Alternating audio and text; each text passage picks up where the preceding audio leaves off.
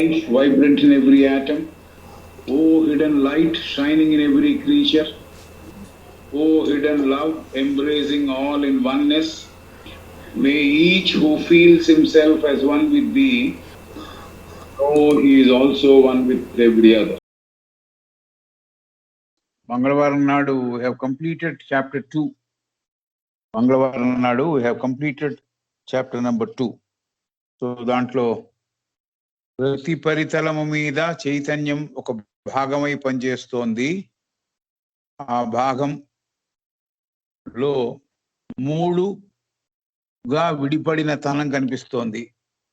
మానసిక పరితలము యొక్క చైతన్యాన్ని పరిశీలిస్తున్నప్పుడు, అధ్యయనం చేస్తున్నప్పుడు ఇచ్ఛాశక్తి ఎంపిక శక్తిగా కనిపిస్తోంది, చాయిస్.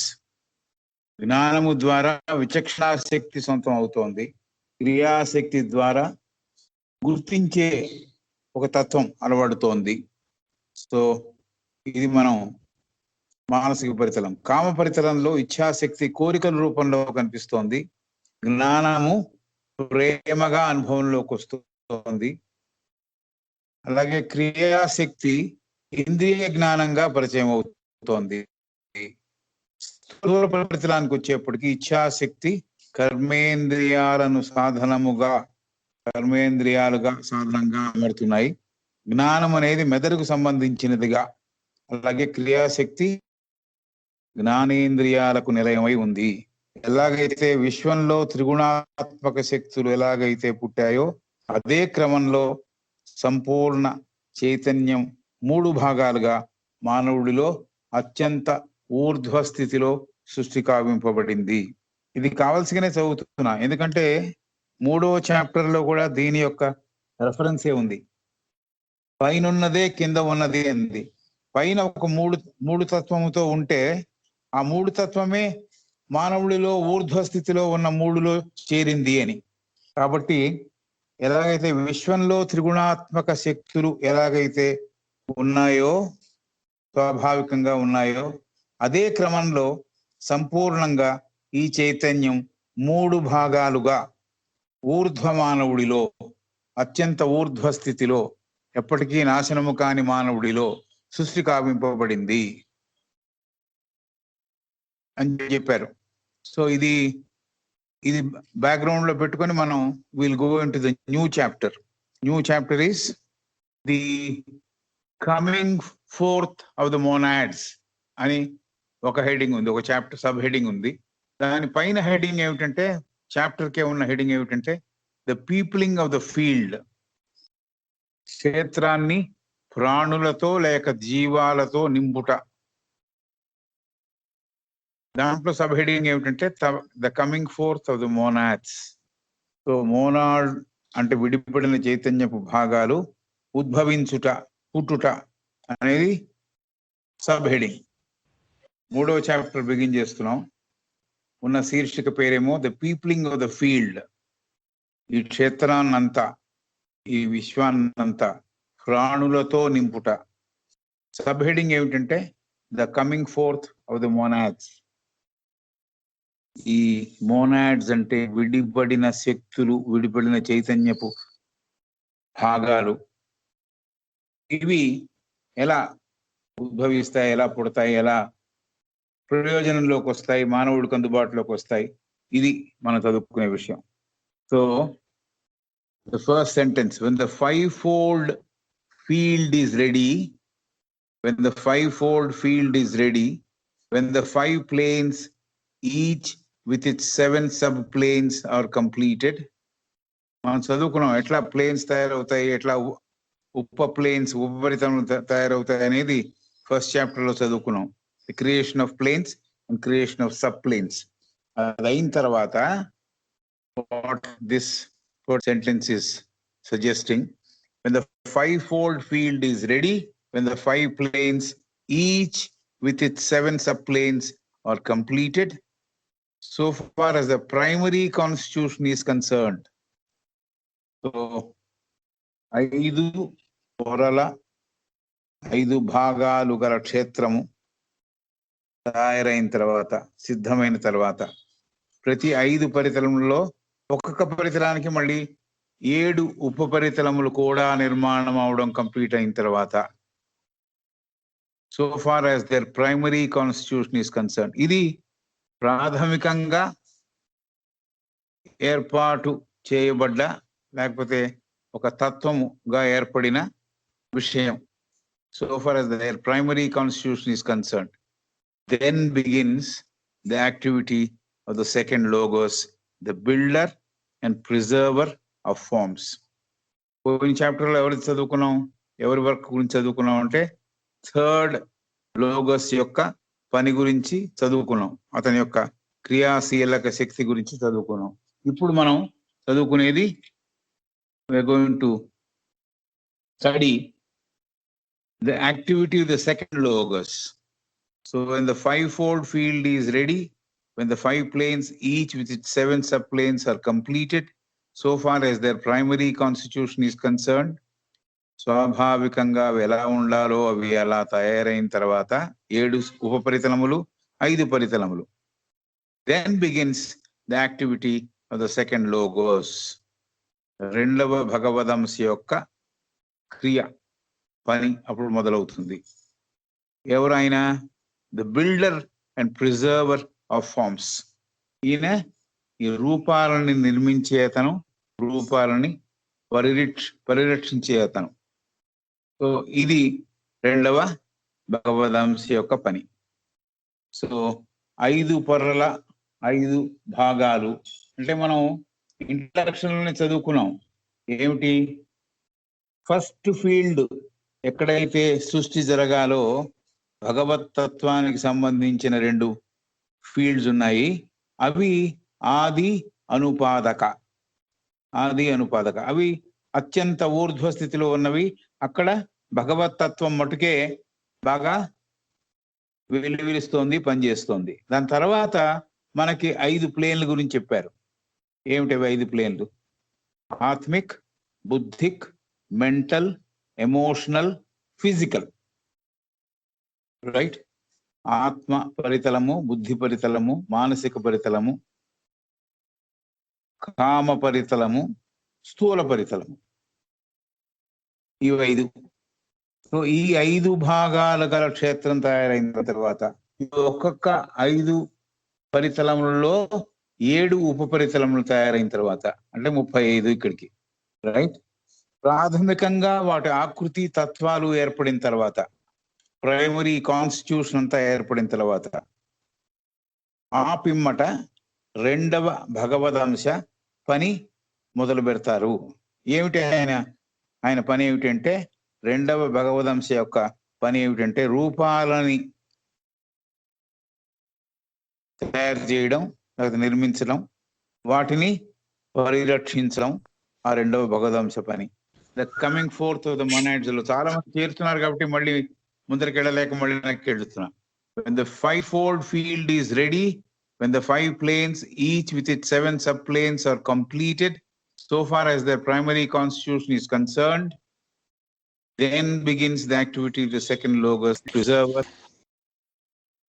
ఈ 5 పరితలములు ఏమిటంటే కూడా మనం ఇంట్రడక్షన్ లోనే చూసాం. 5 ఫీల్డ్, 5 క్షేత్రములు, 5 పరితలములు ఏమిటంటే ఆది అనుపాదక భగవతత్వము యొక్క భాగాలైతే, ఒక పరితలములైతే ఆత్మిక్, బుద్ధిక్, మెంటల్, ఎమోషనల్, ఫిజికల్ అనేవి మిగతా 5. ఆత్మ పరితలము, బుద్ధి పరితలము, మానసిక పరితలము, ఎమోషనల్ కామ పరితలము, స్థూల పరితలము. సో ఈ 5 బాగా ఏర్పడిన తర్వాత, ఉపపరితలాలు కూడా ఏర్పడిన తర్వాత రెండో భగవదంశ యొక్క పని మొదలవుతుంది అనేది చదివాం. This activity is spoken of as the second life wave. This activity is spoken of as the second life wave. Third భగవదంశ నుంచి ఫస్ట్ వేవ్ వస్తుంది, సెకండ్ భగవదంశ నుంచి సెకండ్ వేవ్ వస్తుంది. రైట్? ఒకటి ఏం మిగిలిపోయింది? ఫస్ట్ మిగిలిపోయింది. ఫస్ట్ నుంచి థర్డ్ వేవ్ వస్తుంది. That is how it has to be remembered. Third లోంచి ఫస్ట్ వేవ్ వచ్చింది, సెకండ్ లోంచి సెకండ్ వేవ్ వచ్చింది. ధారాపాతము లేకపోతే ఏమంటారు దాన్ని, జీవతత్వముతో నిండి ఉన్న ధారాపాతం. Second life wave comes from second భగవదంశ. థర్డ్ లోంచి ఫస్ట్ లైఫ్ వేవ్ వచ్చింది. అలాగే ఫస్ట్ దాంట్లోంచి ఏమొస్తుందంటే థర్డ్ వస్తుంది, థర్డ్ లైఫ్ వేవ్ వస్తుంది. This just for information. 3 outpourings గురించి ఎప్పుడు చెబుతుందో ఆవిడ తెలియదు. ఇప్పుడు సడన్ గా పోయిన చాప్టర్ లోనేమో ఫస్ట్ లైఫ్ వేవ్ గురించి మాట్లాడింది, ఇప్పుడు సెకండ్ లైఫ్ వేవ్ గురించి మాట్లాడుతోంది. సో హిజ్ యాక్టివిటీ అంటే రెండవ భగవదంశ యొక్క క్రియాశీలక పని ఎప్పుడు మొదలవుతుందంటే, ఎలా దాన్ని మాట్లాడతాం, ఎలా దాన్ని వర్ణిస్తామంటే అదే సెకండ్ లైఫ్ వేవ్, రెండవ జీవ ధారాపాతముగా మనం అర్థం చేసుకోవాలి. And that is pouring out of wisdom and love, the pouring out of wisdom and love. So రెండవ జీవాధారపాతంగా వర్ణించడం జరుగుతోంది. జ్ఞానపూరితమైన ప్రేమపూరితమైన ధారాపాతముగా మనం అర్థం చేసుకోవచ్చు దానిని. His activity is spoken of as the second life wave, the pouring out of wisdom and love, the wisdom, the directing force needed for the organization of evolution of forms, love, the attractive force needed for holding them together as stable though complex wholes, WHOLES. So second భగవదంశ యొక్క activity ఏమిటంటే creating of forms, builder of forms and preserver of forms అని ముందర చెప్పేసింది ఆవిడ ఈ chapter beginning లో, second sentence లో. ఇప్పుడు ఏమంటుంది, సెకండ్ లైఫ్ వేవ్ ఈ సెకండ్ భగవతత్వంలోంచి వచ్చింది అని చెప్పింది. ఎస్, ఈ రెండవ జీవధారాపాతములో జ్ఞానపూరితమై ఉంది, ప్రేమపూరితమై ఉంది. జ్ఞానముతో ఆ శక్తితో ఈ పరిణామ క్రియలో ఏర్పడాల్సిన ఫార్మ్స్ అన్ని ఏర్పడుతున్నాయి, రూపాలన్నీ ఏర్పడుతున్నాయి. ఆ జ్ఞానముతో, ఆ శక్తితో, ఆ విజ్డమ్తో organization and evolution of forms, ఏ రూపాలు ఎలా ఏర్పడాలి, ఎలా రూపొందాలి, ఎలా ఎదగాలి అనేది జ్ఞానతత్వంతో కూడిన విషయం.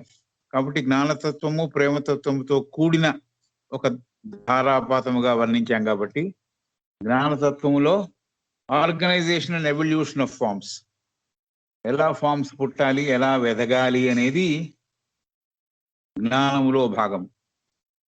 Then the love, the attractive force, the love, the attractive force అంటే ప్రేమతత్వము చాలా ఆకర్షణతో కూడిన శక్తి, ఆకర్షణతో కూడిన ఒక తత్వము.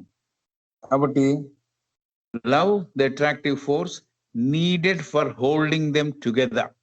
ఏవైతే ఫార్మ్స్ ఏర్పడ్డాయో, ఏవైతే ఫార్మ్స్ ఎదుగుతున్నాయో వాటినన్నిటినీ చెదిరిపోకుండా కలిపి కట్టుగా ఉంచడం, ఆ ఫార్మ్స్ విడిపోకుండా వాటిని పరిరక్షించటం. సో అది జరిగేది ప్రేమతత్వంతో జరుగుతోంది. So the love, the attractive force needed for holding them together. Them అంటే ఎవరు? ఆ ఫార్మ్స్. ఆ ఫార్మ్స్ అన్నిటినీ కలిసికట్టుగా విడిపోకుండా చెదిరిపోకుండా చూసుకునేది ప్రేమతత్వం. యాజ్ స్టేబుల్ దో కాంప్లెక్స్ హోల్స్, వీటిని ఎటువంటి ఒడిదుడుకులకి లో చేయకుండా, మిగతా అంతా కూడా, మిగతా సంపూర్ణంగా ఉన్న దాంట్లో చాలా సంక్లిష్టత చేకూరినా కూడా ఈ రూపాలు, ఈ భాగాలు ఏవైతే ఏర్పడ్డాయో అవి స్టేబుల్ గా ఉండేట్టుగా, వాటికి ఏమి వాటి జీవానికి, వాటి తత్వానికి ఏమి ఇబ్బంది కలగకుండా అలా చూసేది ప్రేమతత్వం. సో రెండవ జీవధారపాతంగా రెండవ భగవదంశ యొక్క పనిని వర్ణించడం జరిగింది. రెండవ భగవదంశ ఏం చేస్తుందంటే రూపాలను నిర్మించడం, ఆ రూపాలని పరిరక్షించడం చేస్తోంది. సో జ్ఞానపూరితమైన ప్రేమపూరితమైన ధారాపాతంగా మనం దీనిని అర్థం చేసుకోవచ్చు అని చెబుతున్నారు మేడం. జ్ఞానతత్వం ద్వారా రూపాన్ని పెంపొందించడం, దానికి అవసరమైన విధానాన్ని, ఎదిగే విధానాన్ని రూపొందించడం. ప్రేమ ద్వారా ప్రేమ చాలా ఆకర్షణ కలిగే శక్తి గల ఒక శక్తి కాబట్టి ఆ రూపాలన్నింటినీ కలిసికట్టుగా స్థిరంగా సంక్లిష్టతతో కూడిన పూర్తి భాగాలలోంచి వెలువడినా కూడా ఈ భాగాలు స్టేబుల్ గా ఉండేట్టు, స్థిరంగా ఉండేట్టు చేసేది రెండవ ప్రేమతత్వము. When this great stream of logic life pours forth into the fivefold field of manifestation, when this great stream of logic life pours forth into the five-field manifestation, it brings with it into activity the monad. ఈ జీవధారాపాతం ఏదైతే వస్తోందో, భగవదంశ నుంచి ఏదైతే ధారగా స్రవిస్తోందో, ప్రవహిస్తోందో, ఇది ఎక్కడికి ప్రవహిస్తోంది అంటే five-fold field of manifestation లోకి.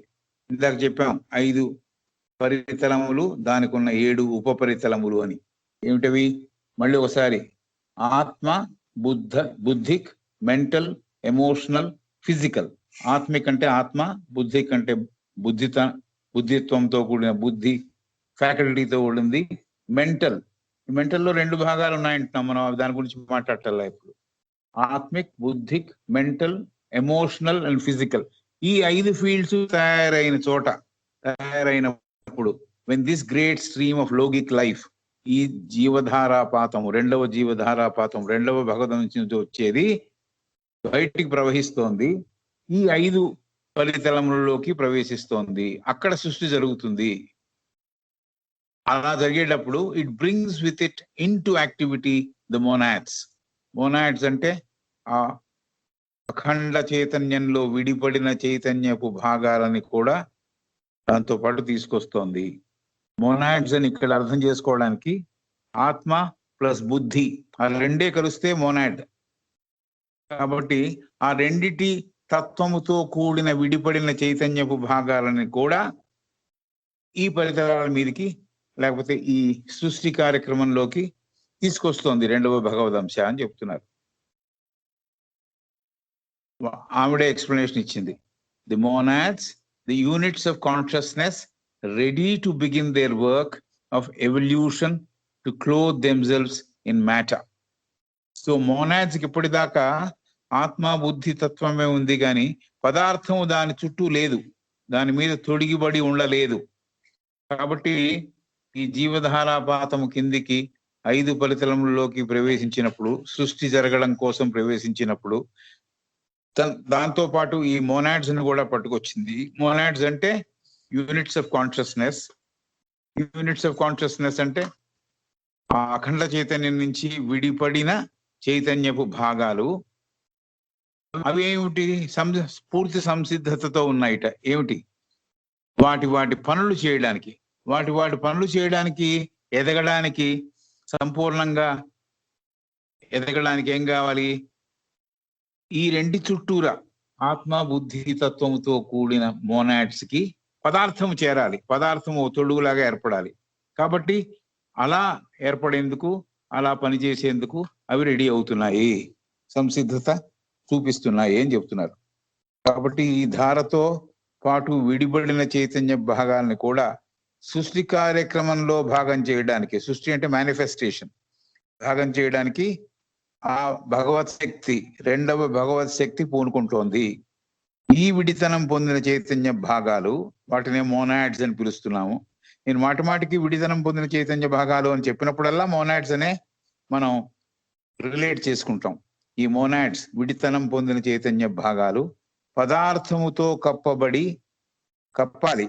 ఉండాలి, అప్పుడే దానికి ఎదుగుదల. కాబట్టి అది కప్పబడడానికి రెడీ అవుతోంది. పరిణామ క్రమంలో భాగం అవ్వడానికి, ఆ పనిలో తను కూడా పాలు పంచుకోవడానికి, మేనిఫెస్టేషన్ లో పాలు పంచుకోవడానికి అది సంసిద్ధత చూపిస్తోంది, ఎదగడానికి సంసిద్ధత చూపిస్తోంది, తయారవుతోంది అని చెబుతున్నారు. So we have gone through the first paragraph of the 3rd chapter. Now we are moving to the second. Yet the phrase that the monads go forth is somewhat inaccurate. Yet the phrase that the monads go forth is somewhat inaccurate. ఈ విడితనము పొందిన చైతన్య భాగాలు ముందరికి వెళ్ళి ఉద్భవిస్తున్నాయి, లేకపోతే ముందుకి ప్రయాణిస్తున్నాయి అని చెప్పడం కొంత సరి అయినది కాదేమో అంటున్నారు. ఈ మొనాడ్స్ ముందుకు రాబడుతున్నాయి లేకపోతే వస్తున్నాయి అనే మాట సరికాదేమో. ఏమిటి సరి? that they shine forth, send out their rays of life would be truer. అవి కిందికి దిగి రావడం కన్నా కూడా వాటి యొక్క కాంతి కిరణాలని పంపిస్తున్నాయి. మొనాయిడ్కు ఉండే కాంతి కిరణాలని ఎలా అయితే అఖండ చైతన్యంలో కాంతి ఉందో ఈ విడిపడిన భాగాల్లో కూడా కాంతి ఉంది, వెలుగు ఉంది. ఆ కాంతి కిరణాలని కిందికి పంపిస్తోంది.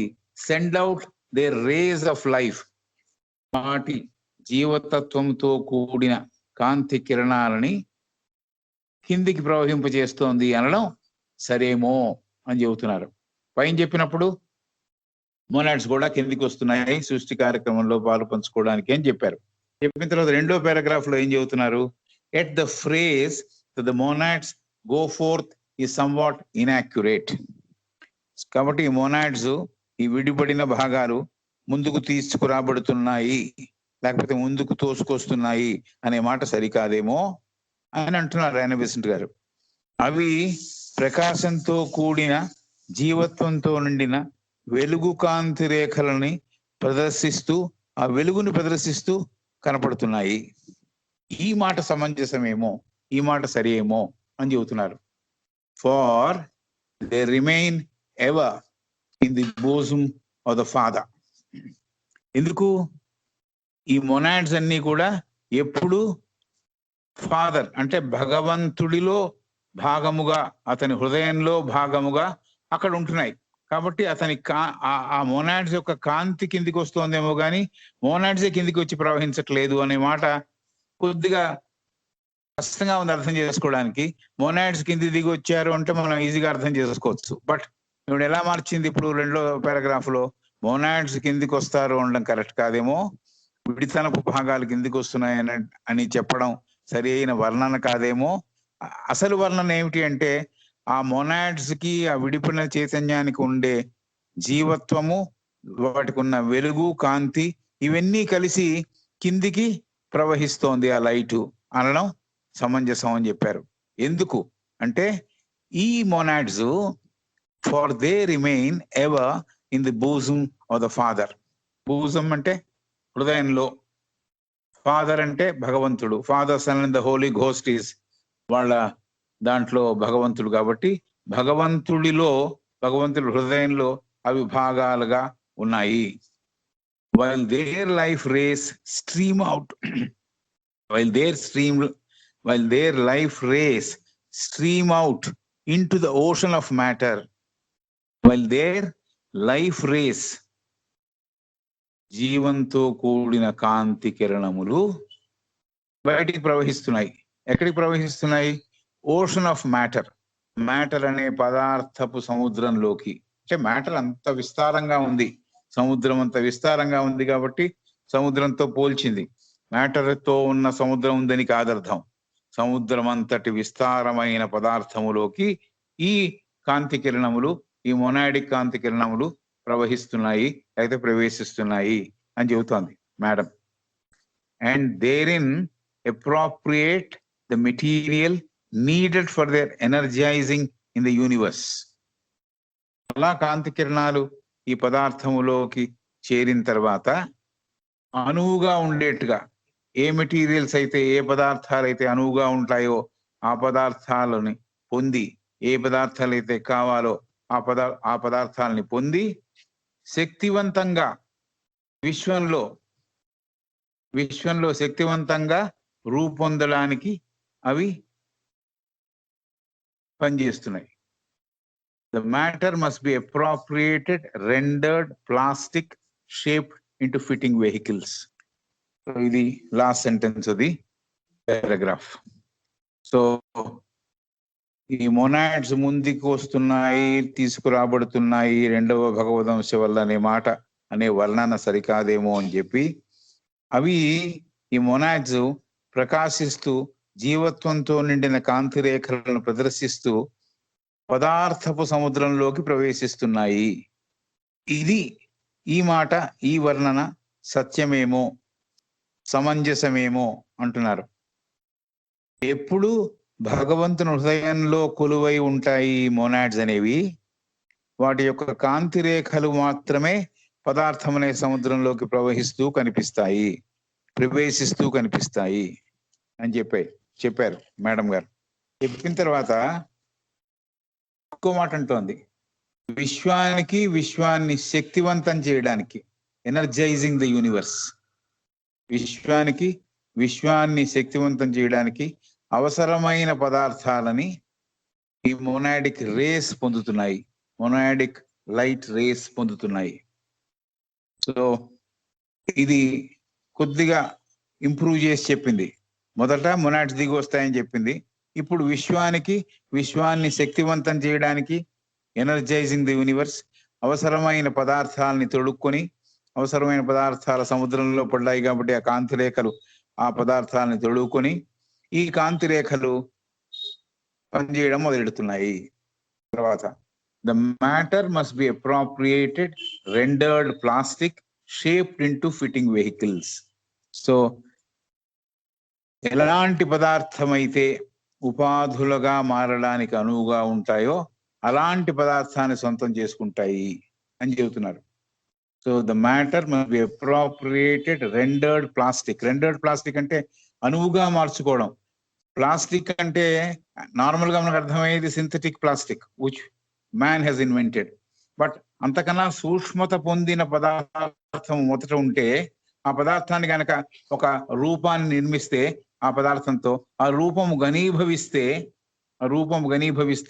దాన్ని మొదటి స్థితిని, రూపంలో పోసే ముందర ఉండే స్థితిని ప్లాస్టిక్ అంటున్నారు.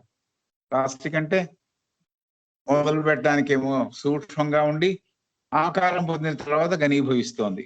అదే కదా మామూలు ప్లాస్టిక్ వాటిని ఏమంటారు, ప్లాస్టిక్ మాలిక్యూల్స్ తీసుకొని దాన్ని కరిగించి పోతలో పోస్తే గిన్నె తయారవుతోంది, మగ్గు తయారవుతోంది. So the matter must be appropriated. పదార్థాన్ని అవి అనువుగా ఎలా ఉపాధులకి వాడడానికి, ఉపాధులుగా మారడానికి ఎలాంటి పదార్థం అయితే అనువుగా ఉంటుందో అలాంటి పదార్థాలను పొంది సొంతం చేసుకుని సరి అయిన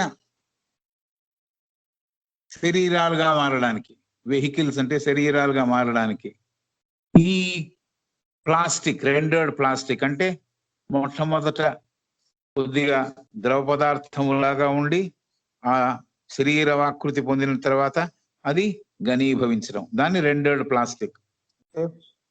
సరి అయిన అనువైన పదార్థములాగా అందించబడి అలా జరుగుతోంది అని. సో విశ్వాన్ని శక్తివంతం చేయడానికి అవసరమైన పదార్థాలని మొనాడిక్ రేస్ పొందుతున్నాయి, మొనాడిక్ కాంతి రేఖలు పొందుతున్నాయి. ఎలాంటి పదార్థం అయితే ఉపాధులుగా మారడానికి, శరీరాలుగా మారడానికి అనువుగా ఉంటాయో అలాంటి పదార్థాన్ని ఆ కాంతి రేఖలు సొంతం చేసుకుంటాయి. అంతేకాదు ఆ పదార్థం ఎలా ఉంటుందంటే ఇట్ ఈస్ రెండర్డ్ ప్లాస్టిక్ అంటే మొట్టమొదట మొదలెట్టేప్పుడు కొద్దిగా మలచడానికి వీలుగా ఉండే పదార్థము మలచబడిన తర్వాత ఘనీభవించే స్థితిలో ఉంటాయి అని. మలచడానికి ముందర కొద్దిగా ద్రవ పదార్థం లాగా కనిపించిన మలచబడిన తర్వాత అవి ఆకృతిని ధరించి ఘనీభవిస్తాయి అని. రైట్. తర్వాత హెచ్పి బ్లావెట్స్కీ ఇంకో paragraph, next paragraph. HP Blavatsky has described their fourth shining in graphic allegorical terms. Teacher గురించి చెబుతోంది. బ్లావెట్స్కీ గారు కదా యానా బెసెంట్ గారు టీచరు. సో హెచ్పిబి గారు ఈ మొనాడిక్ రేస్ అవి కాంతివంతంగా బయలుపడడం అనేది ఆ మాటని ఆ విషయాన్ని ఈ విడిపడిన చైతన్యం భాగాలు కాంతివంతంగా రేఖలుగా రూపొంది వెలువడడం అనేది ఒక చిత్రాత్మకంగా, ఒక చిత్రాన్ని చూస్తే ఎలా అర్థం అవుతుందో అలాగా గ్రాఫిక్ గా చిత్రాత్మకంగా వర్ణించారు. అలాగే అన్యార్థపు మాటలతో వర్ణించారు. అంటే మనకు ఒక మాట ఒక అర్థాన్ని స్ఫురిస్తుంది, దాన్ని బాగా ఆలోచిస్తే దాని వెనకాల ఇంకో అర్థం ఉంటుంది. దాన్ని ఎలిగోరి అంటాం. ఎలిగోరి అంటే అంతరార్థంతో కూడిన మాట. అలాగా ఎలిగారికల్ గా కూడా వర్ణించారు హెచ్పిబి గారు ఈ విధానాన్ని వర్ణించేటప్పుడు అని చెబుతున్నారు.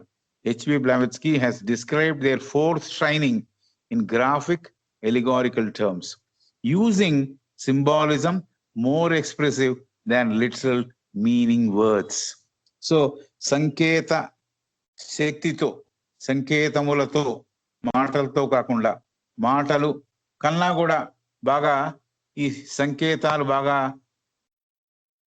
ఈ అభిప్రాయాన్ని, విధానాన్ని వెలిబుచ్చే విధానంగా సంకేతాలతో కూడిన శక్తిని వాడి మాటలతో కాకుండా ఆ సంకేతాల రూపంలో ఆవిడ రూపొందించింది, ఆవిడ ఈ విధానాన్ని తెలియజెప్పింది అని చెబుతున్నారు. HP Blavatsky has described their fourth shining in graphic allegorical terms, using a symbolism more expressive than literal. Literal means మాటలుగా అర్థం చేసుకోవడం. లిటరల్ మీనింగ్ వర్డ్స్, మాటలుగా అర్థం చేసుకోవడం కన్నా కూడా ఒక సంకేతాన్ని చూసినప్పుడు బాగా అర్థం అవుతుంది, లేకపోతే ఎలిగారికల్ మ్యాటర్ తో దాన్ని కవర్ చేసినప్పుడు బాగా అర్థం అవుతుంది, లేకపోతే చిత్రాత్మకంగా దాన్ని చూపించినప్పుడు బాగా అర్థం అవుతుంది అని అనుకుని మాటలతో కాకుండా ఈ పై విధానంలో ఎలిగారికల్ గా, గ్రాఫిక్ గా, సింబాలిక్ గా ఆవిడ చెప్పింది అని చెబుతున్నారు.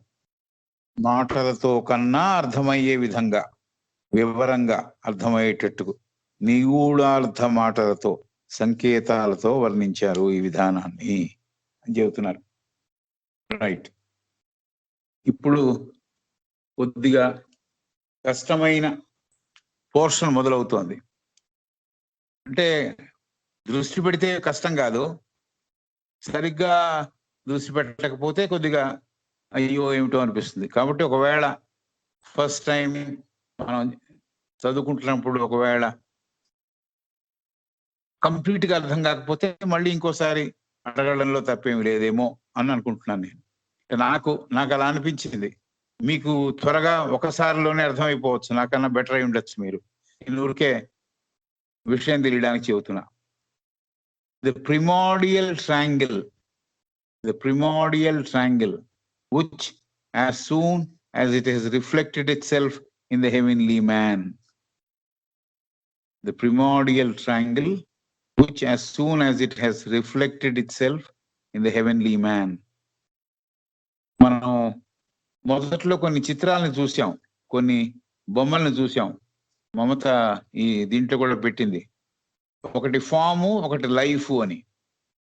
ఒక ట్రయాంగిల్స్ ఆది అనుపాదకలో ఉండి ఆత్మిక్ సబ్స్టెన్స్ తో కలిసి ఉండే తగులుతున్న ఆది అనుపాదక ఆత్మిక్ శక్తిని కొద్దిగా లీలామాత్రంగా తగిలి ఉన్న ఒక ట్రయాంగిల్ ఒకటి వేసింది. పక్కన ఒక సర్కిల్లో ఒక అడ్డగీత, ఒక నిలువు గీత ఉన్న ఒక రూపాన్ని, ఒక చిత్రాన్ని చూపించాం. కాబట్టి ఈ ప్రిమార్డియల్ ట్రయాంగిల్ అంటే ఆ ప్రధానమైన మొదటి ట్రయాంగిల్. ప్రిమార్డియల్ అంటే వెరీ ప్రధానమైన, చాలా పురాతన అని అర్థం వస్తుంది. ఒక రకంగా చెప్పాలంటే ఎప్పటిదో మనకు తెలియదు, ఎప్పటి నుంచో అలా ఉంది అది. Primordial triangle, which as soon as it has reflected itself in the heavenly man, the highest of the lower seven disappears. So ఈ ప్రిమార్డియల్ ట్రయాంగిల్ ఏదైతే ప్రధానంగా ఎప్పటి నుంచో ఉన్న త్రిభుజాకారం ఏదైతే ఉందో, ఆది అనుపాదకలో ఏర్పడిన ఒక ట్రయాంగిల్, అది హెవెన్లీ మ్యాన్ లో రిఫ్లెక్ట్ అయిన తర్వాత, దైవీక శక్తి గల మానవుడిలో దాని ప్రతిబింబం కనపడిన తర్వాత, ఎక్కడున్నాడు ఈ హెవెన్లీ మ్యాన్ అంటే, మనిషికి ఉండే 7 ప్రిన్సిపల్స్ లో ఆత్మ, బుద్ధి, మనస్, ఈ 3 పరితలములు కలిసి ఉన్నవి హెవెన్లీ మ్యాన్. మూడు పరితలములు కాదు, 3 తత్వములు కలిసి ఉన్నవి హెవెన్లీ మ్యాన్. పరితలములు తప్పు. ఆత్మ, బుద్ధి, మనస్ అనే తత్వములు కలిసి ఉన్నవి హెవెన్లీ మ్యాన్, దైవీక శక్తి గల మనిషి. అంటే దైవిక శక్తి ఎందుకు ఉన్నారు అంటే, దేవతలకు ఎలాగైతే అమరత్వం ఉన్నదో, మరణించరో, ఈ శక్తికి కూడా మరణం లేదు. ఆత్మబుద్ధి మానసిక్ ఆ ట్రయాంగిల్ కి మరణం లేదు. కాబట్టి it's immortal. So the primordial triangle, which as soon as it has reflected itself in the heavenly man, the highest of the lower seven disappears. So ఇది ఆ ప్రధానమైన పురాతనమైన ట్రయాంగిల్ ఏదైతే ఉందో, ఆది అనుపాదకలో ఏర్పడిన ట్రయాంగిల్, దాని యొక్క ప్రతిబింబం హెవెన్లీ మ్యాన్ లో కనపడిన తర్వాత, హెవెన్లీ మ్యాన్ ఎవరంటే ఆత్మబుద్ధి మనస్ అనే తత్వము గల మనిషి, దైవీక తత్వము గల మనిషి, అతనిలో ప్రతిబింబించిన తర్వాత, అతనిలో కనపడిన తర్వాత, అతనిలో దర్శనమిచ్చిన తర్వాత, it is returning in to silence and darkness. ఈ ప్రిమార్డియల్ ట్రయాంగిల్ యొక్క స్థితి ఏమిటనమాట? నిశ్శబ్దత, గాఢాంధకారములో ఉన్న ఒక స్థితి.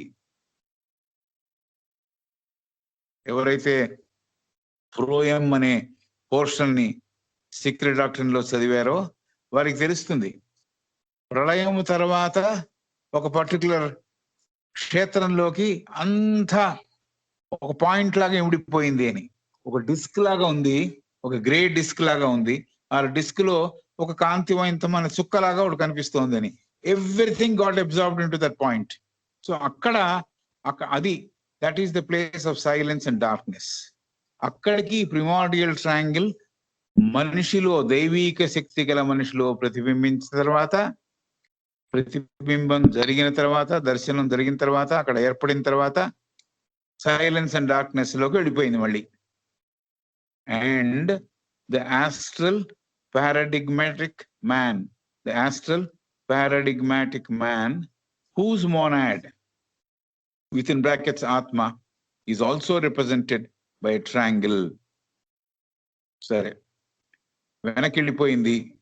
మూల త్రిభుజాకారము మనిషి, దైవీక మనిషిలో ప్రతిబింబించిన తర్వాత నిశ్శబ్దతకి, గాఢాంధకారమైన ప్రపంచానికి వెళ్ళిపోయింది, ఆ స్థితికి వెళ్ళిపోయింది.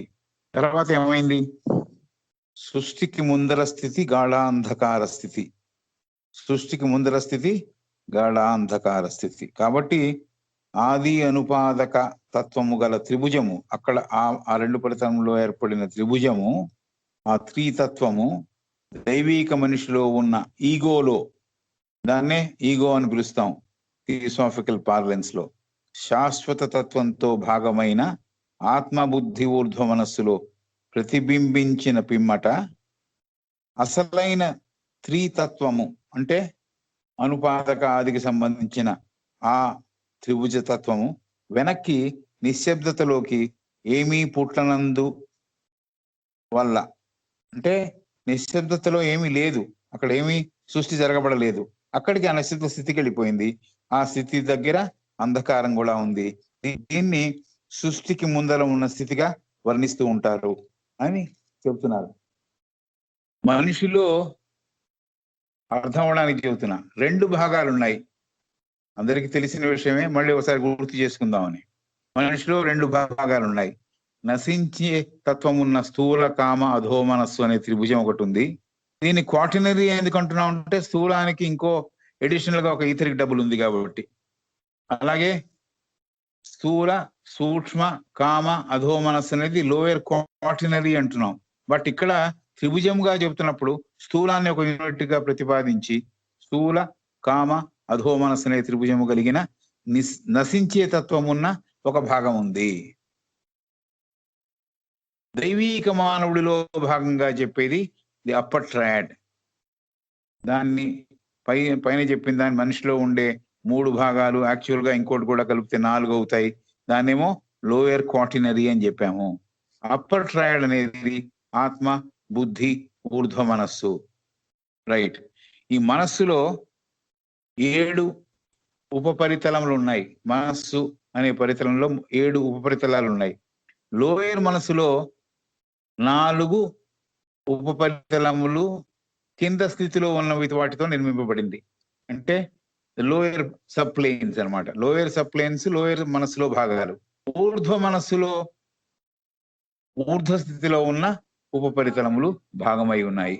అంటే 4 ఉపపరితలములు అంటే లోయర్ మనస్సు దేంతో నిర్మాణం అయింది అంటే స్థూల, ద్రవ, వాయు, ఆకాశతత్వం ఉన్న ఉపపరితలములు. వీటితో లోయర్ మైండ్ ఏర్పడింది. స్థూల, ద్రవ, వాయు, ఆకాశతత్వములతో లోయర్ మనస్సు ఏర్పడింది. 3 ఊర్ధ్వ ఉపపరితలములు, ఇంకా ఎక్కువ సూక్ష్మత పొందిన ఆకాశతత్వము, ఉప అణువుతో కూడిన పరితలము, అలాగే అణువులు మటుకే ఉండే ఉపరితలం. కాబట్టి అటమిక్, సబాటమిక్, సూపర్ ఈథరిక్ ఈ 3 కలిస్తేనేమో హయ్యర్ మైండ్ అయింది. ఈథరిక్ అండ్ లిక్విడ్, స్థూలము, సాలిడ్ అండ్ వాయు ఇవి కలిస్తే, ఈ ఉపరితలాలు కలిస్తే అది లోయర్ క్వార్టర్నరీ అధోమనస్సు అయింది. అధోమనస్సు అంటే 4 ఉపరితలములు, అవి స్థూల, ద్రవ, వాయు, ఆకాశతత్వముతో కూడిన ఉపరితలములు. సో ఆ 4టినేమో లోయర్ మైండ్ అంటున్నాము. దేన్ని హయ్యర్ మైండ్ అంటాము అంటే ఎక్కువ సూక్ష్మత పొందిన ఆకాశతత్వము, ఉప అణువు పరితలము, అణువుతో చేసిన ఉపరితలము, ఈ 3 కలిస్తే ఇది ఊర్ధ్వ మనస్సు అంటున్నాం. కాబట్టి బ్రాడ్ గా అర్థం చేసుకోవాలంటే 4 ఉపరితలములతో కూడినదేమో అధో మనస్సు, 3 ఊర్ధ్వ ఉపరితలములతో కూడింది ఊర్ధ్వ మనస్సు. ఎందుకు చెబుతున్నామంటే ఈ లోయర్ మైండ్, అప్పర్ మైండ్, చాలా మంది మైండ్ ఒకటే ఉంది ఇవన్నీ చెప్తారు. ఎస్, ఒకటే ఉంది. ఈ 7 ఉపరితలములు 2గా విభజింపబడ్డాయి. 4 ఏమో మనకి బాగా రోజు పనికొచ్చేది, 3 ఏమో మనకి అందనివి. సో అది కాబట్టి ఈ అర్థం చేసుకోవడానికి వీలుగా ఇక్కడ అవకాశం ఉంది కాబట్టి మళ్ళీ ఇంకోసారి గుర్తు చేయడానికి ప్రయత్నం చేశా. ఎందుకు చెబుతున్నాం అంటే the highest and the lower 7 అని చెప్పింది. The highest and the lower 7 disappears returning to silence and darkness, అది అయిపోయింది. And the astral paradigmatic man, astral అంటే స్థూల, కామ, లోయర్ మనస్సుతో కూడిన స్థూల, 4 గురించి చెప్పాం కదా. 4లో స్థూలంలో 2 చేరిపోయాయి, స్థూలము ఈసరికి డబ్బులు చేరిపోయాయి. కాబట్టి స్థూలము, కామము, అధో మనస్సు కలిగిన ఆస్ట్రల్ పారాడిగ్మాటిక్ మ్యాన్, 3 త్రికోణములు కలిగిన, 3 అంశాలు కలిగిన మనిషి.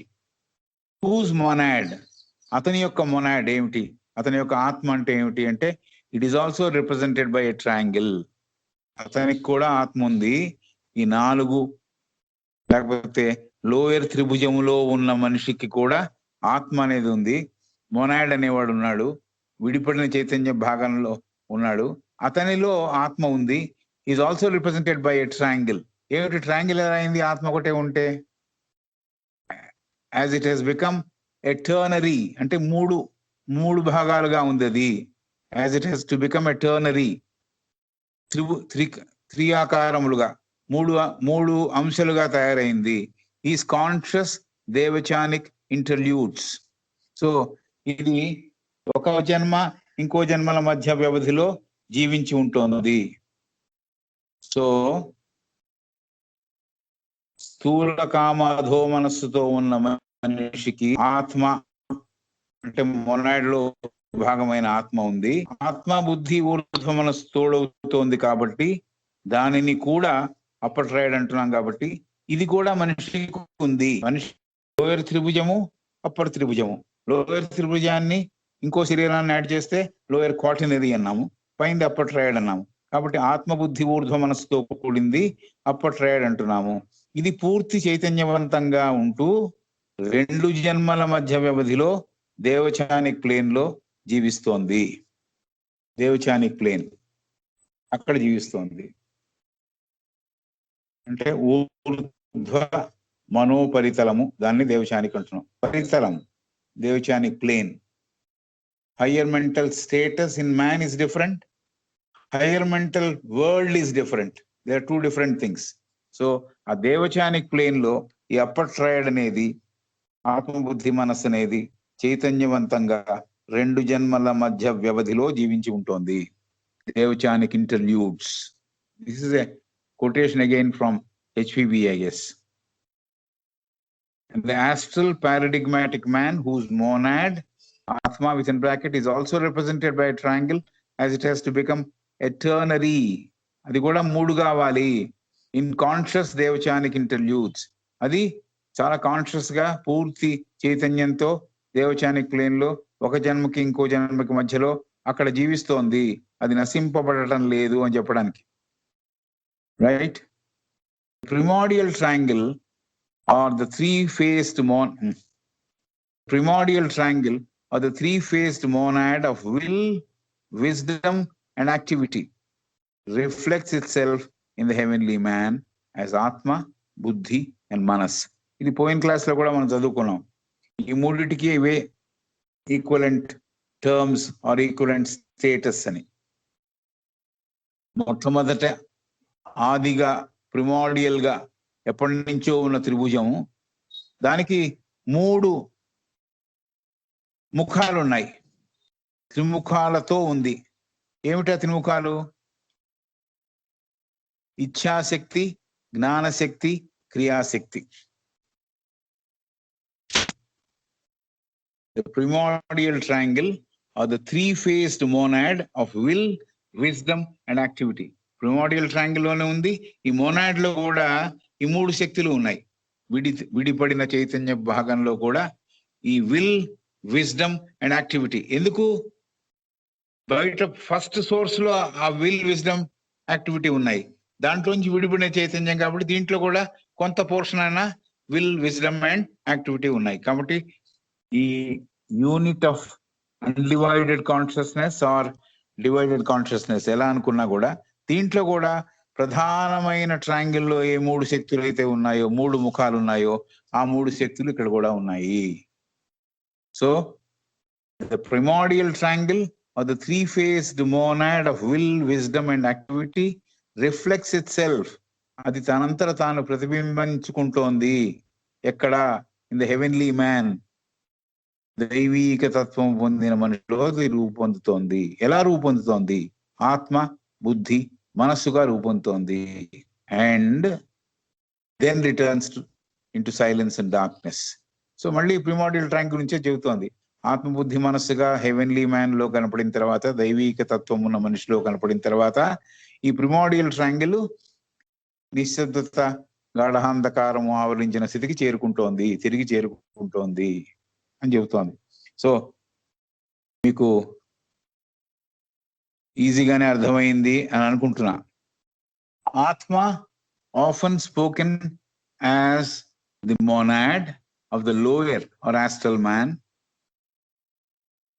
మనిషికి కూడా ఆత్మ ఉన్నది అని చెప్పి పైన చెప్పింది కదా. మోనాడ్ కూడా దైవీక మనిషి, లోయర్ త్రిభుజాకారానికి కలిపి ఆత్మ ఉంది అని చెప్పింది కదా. కాబట్టి Atma often spoken of as the monad of the lower astral man has to become eternally. ఇది కూడా మూడుగా అవ్వాలి. a triple phased unit by assimilating buddhi and manas. So ఈ మనిషిలో ఉండే ఆత్మతత్వం కూడా మూడుగా తయారవుతుంది. ఏమిటి చేరుతాయి వాటితో పాటు అంటే ఆత్మతత్వంతో పాటు బుద్ధి, ఊర్ధ్వ మనస్సు తోడై ఇక్కడ కూడా త్రిగుణము లేకపోతే త్రిముఖములుగా ఈ మొనాడ్ తయారవుతుంది. ఆత్మ మన మనిషి గురించి మనిషిలో ఉన్న విడిపడిన చైతన్యములో భాగంగా దాన్ని అంటున్నాం, సాధారణంగా అలా అంటున్నాం. లేకపోతే ఆత్మ చైతన్యము బుద్ధి, ఊర్ధ్వ మనస్సుతో చేరి త్రిభుజాన్ని లేకపోతే త్రిగుణాలని సంతరించుకుంటోంది. త్రిభుజాకారము, ఆకారము అని అంటున్నాం. యాక్చువల్గా మూడు తత్వముల కలయిక. మనకు అర్థం అవడానికి త్రిభుజం అని చెప్పారు, బట్ ఎగ్జాక్ట్ గా ఆకారము అని అంటున్నా కూడా మూడు తత్వముల కలయికని అర్థం చేసుకోవడం సరైన అర్థం చేసుకోవడం ఏమో. ట్రయాంగిల్ అంటే త్రిభుజాకారము, ఇది లిటరల్ గా అర్థమయ్యే ఒక విషయం. ట్రయాంగిల్ అనగానే త్రిభుజాకారముని లిటరల్ గా అర్థమయ్యే విషయం. అలాగే ఒక చిత్రం ఉన్నట్లుగా అలాంటి ఒక చిత్రమే ఉంది, మనిషిలో అలాంటి ట్రయాంగిల్ ఉంది, పరమాత్మలో అలాంటి ట్రయాంగిల్ ఉంది. ఈ మూడు తత్వములు కలిసి ఉన్నాయి. ఇన్ఫాక్ట్ ఈ 7 మనకి ఊర్ధ్వ పరితలములలో ఉండే ఆత్మబుద్ధి మనస్సు అసలు మనకి ఆస్ట్రలే కనపట్టలేదు, ప్రయత్నం చేయట్లేదు కాబట్టి. ఆత్మబుద్ధి మనస్సు కూడా యాక్చువల్ గా మనతో పాటే ఉంది, ఈ శరీరానికి సంబంధించినవే, అయితే మనకు తెలియటలే. బట్ అవి ఇంటర్పెనిట్రేటివ్ కూడా అని చెప్పారు. ఆ పరితలాల్లో ఎక్కడైతే ఈ శరీరాలు ఉన్నాయో ఇంటర్పెనిట్రేటివ్. కాబట్టి చూసేవాడికి బుద్ధి ప్రచోదనమైన వాడికి ఆత్మ కనపడుతుంది. బుద్ధి ప్రచోదనమైన వాడికి ఆత్మదర్శనం అవుతుంది. ఎందుకంటే ఆత్మకి వెహికల్ లేదు, బుద్ధే దాని వెహికల్ అని చెప్పుకున్నాం కాబట్టి బుద్ధి ప్రచోదనమైన వారికి ఆత్మదర్శనం అవుతుంది. కాబట్టి ఇది మనిషికి అందలేని స్థితిలో లేదు, సాధన చేస్తే అందే స్థితిలో ఉంది.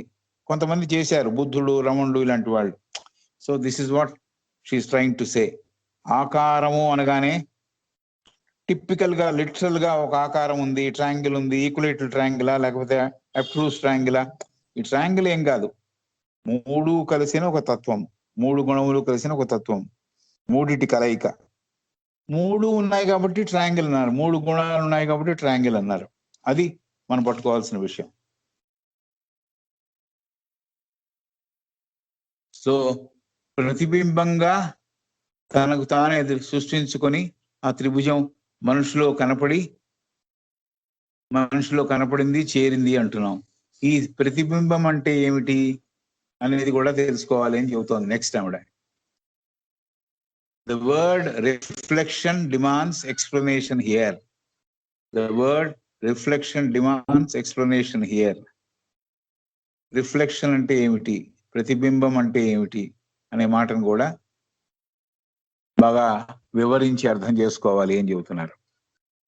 Speaking generally the term reflection is used. Speaking generally, the term reflection is used when a force manifested on a higher plane shows itself again on a lower plane. So, ఈ ప్రతిబింబం అనే దాన్ని బాగా అర్థం చేసుకోవాలి అని చెప్పి, వివరంగా తెలుసుకోవాలని చెప్పి ఆయన విసెంట్ గారు ఏమంటున్నారంటే, సాధారణంగా ఒక శక్తి ఊర్ధ్వ పరితలంలో ఉన్నది, రూపొందినది, కింద పరితలంలో దాని యొక్క నీడ, దాని యొక్క ప్రతిబింబం కనిపిస్తే మొదటి దాని ప్రతిబింబము రెండో దాంట్లో కనిపించింది.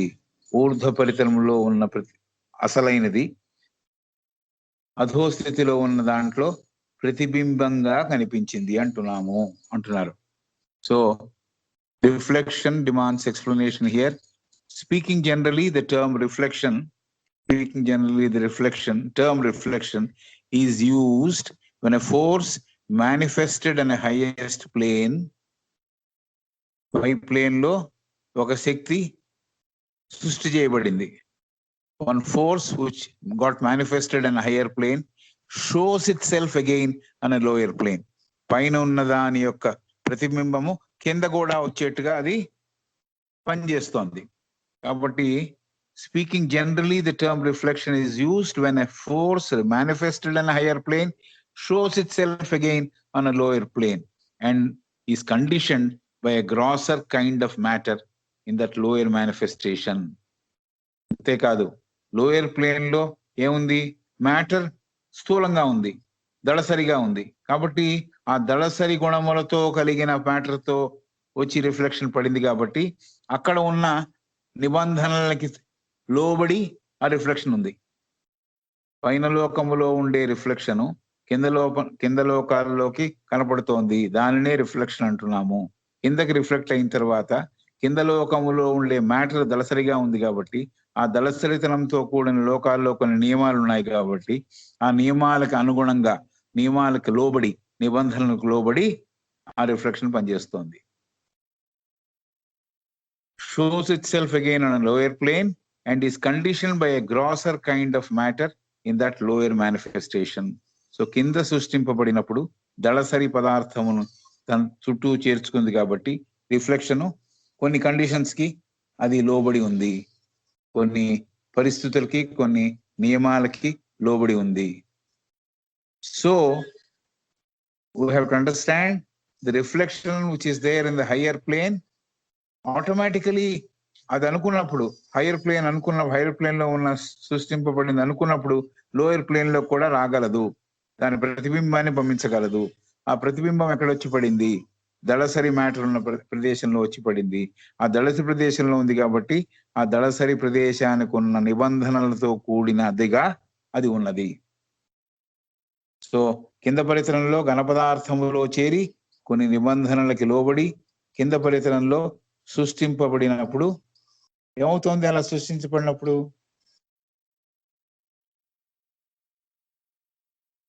So that some of the effective energy of the force is lost. పైన ఉన్నప్పుడు ఉన్న శక్తిలో కొంత శక్తి కిందకు వచ్చి పడినప్పుడు, రిఫ్లెక్షన్ గా పడినప్పుడు, కిందకి దళసరి పదార్థములతో కూడిన ఘన పదార్థములతో కూడిన ప్రపంచంలో పడినప్పుడు ఎఫెక్టివ్ ఎనర్జీ ఏదైతే శక్తివంతంగా పనిచేయడానికి వీలుగా ఊర్ధ్వ పరితలంలో అమర్చబడిందో అలాంటి శక్తి కింద పరితలంలోకి వచ్చేప్పటి కొంత పోయింది, కింద పరిసరంలో ఏర్పడింది కాబట్టి కొంత శక్తిని పోగొట్టుకుని కొంత మేరకు బలహీనమైనదిగా కూడా కనిపిస్తోంది. ఇట్ ఇస్ బికమ్ ఫీబ్లర్ ఆల్సో అని చెప్పింది. సో కింద రిఫ్లెక్షన్ కిందకు వచ్చినప్పుడు, కింద పరితలంలో పడినప్పుడు కొంత వీక్ అయింది, అలాగే కొంత శక్తిని కూడా కోల్పోయింది. Some of the effective energy of the force is lost and it shows itself in a feebler form. బలహీనమైన రూపంలో కూడా కనిపిస్తోంది. పైన రూపమే అసలు రూపము, అది చాలా సూక్ష్మత పొందిన రూపము, అదే పర్మనెంట్ రూపము. ఆ పర్మనెంట్ రూపం యొక్క ప్రతిబింబం ఎప్పుడు కింద పడినప్పుడు కింద పడిన ఘన పదార్థముతో ఉన్న శరీరములు, లోకములు కూడా అశాశ్వతమైనవైతే ఈ రూపము వీక్ గా ఉంటుంది, ఈ రూపానికి కూడా శక్తి ఉండదు, ఈ కింద పడిన రిఫ్లెక్షన్ కూడా కొన్నిసార్లు నశించిపోవచ్చు. కాబట్టి effective energy of the force is lost and it shows itself in a feeble form. బలహీనమైన రూపంలో కనిపిస్తుంది. As now used in a special instance, it means that a stream of the life of the monad pours forth, taking as the vessel to contain it an atom from each of the three higher planes of the fivefold field, the third, the fourth, and the fifth, thus producing the heavenly man. So, as now used in a special sense, ఈ reflection అంటే సరి అయిన అర్థం చేసుకుంటే, as now used in a special sense, it means that a stream of the life of the monad, ఈ monad యొక్క కాంతి, జీవత్వంతో కూడిన కాంతి, pours forth, కిందికి ప్రవహించి, టేకింగ్ యాజ్ ది వెసల్, ఏదో ఒక రూపంలో చేరి, ఒక వెహికల్లో చేరి, ఒక పాత్రలో చేరి, అంటే ఒక ఉపాధిలో చేరి, to contain it an atom from each of the three high planes of the fivefold field. So ఊర్ధ్వ పరితలంలో ఉండే ప్రతి అణువు ఆ అణువుల సముదాయంతో ఊర్ధ్వ పరితలంలో ఉంది. అది కిందికి చేరినప్పుడు monad pours forth, taking as the vessel to contain it an atom from each of the three higher planes. ఊర్ధ్వ పరితలంలో ఉన్న అణువులు ఈ కింద వాటిలో ఫైవ్-ఫోల్డ్ ఫీల్డ్ లో కూడా అది భాగం అవుతోంది. ఎక్కడ భాగం అవుతోంది? Third, the fourth and the fifth. So third, fourth and fifth లో అది భాగం అవుతోంది. ఫిఫ్త్ అంటే మైండ్, ఫోర్త్ అంటే బుద్ధి, థర్డ్ అంటే ఆత్మ. సో అక్కడ అది భాగం అవుతోంది అని చెప్తున్నారు. అలాగా హెవెన్లీ మ్యాన్ రూపొందుతున్నాడు. Thus producing the heavenly man. అంటే దైవీక శక్తి గల మనిషిలో ఆత్మబుద్ధి మనస్తత్వం ఉంది. ఈ అణువులు ఎక్కడి నుంచి వచ్చాయి?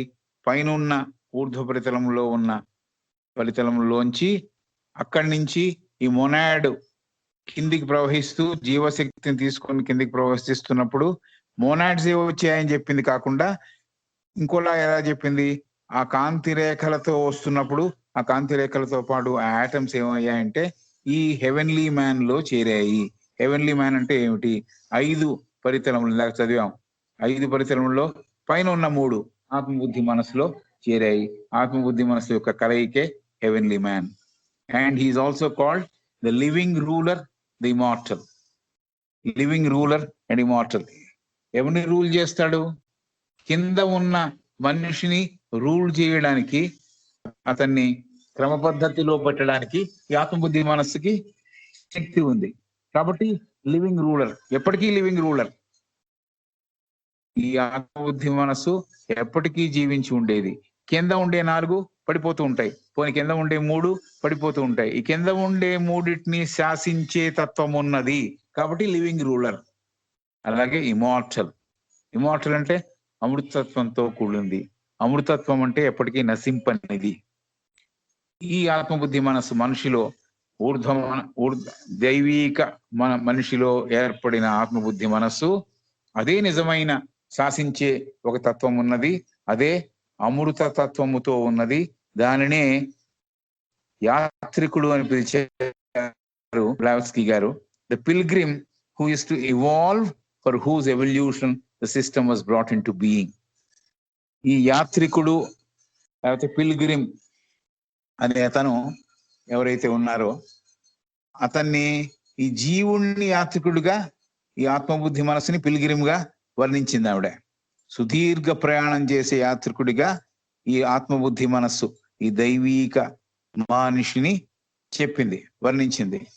కాబట్టి ఈ యాత్రికుడు, ఈ ఊర్ధ్వ అంశాలు కలిగిన ఆత్మబుద్ధి మనస్సు కలిగిన, అవి తనలో భాగముగా కలిగిన దైవీక మానవుడు పరిణతి చెందుతూ మళ్ళీ ఏ చోటు నుంచి వచ్చాడో ఆ చోటికి చేరడానికి కావలసిన విధానాన్ని ప్రవేశపెట్టడం జరిగింది.